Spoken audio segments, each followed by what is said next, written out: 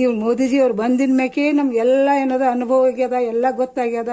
ಆಮೇಲೆ ಮತ್ತೊಂದು ಈ ವಿಡಿಯೋ ಮಾಡೋ ಕಾರಣ ಮೋದಿಜಿಲಿಂದೇ ನಾವು ವಿಡಿಯೋ ಮಾಡ್ಲಾಕೆ ಅಂತ ಕಲ್ತೀವಿ ನೋಡಿ. ಅವ್ರಲಿಂದೇ ನಾವು ಹುಷಾರಾಗಿದ್ದೆವು.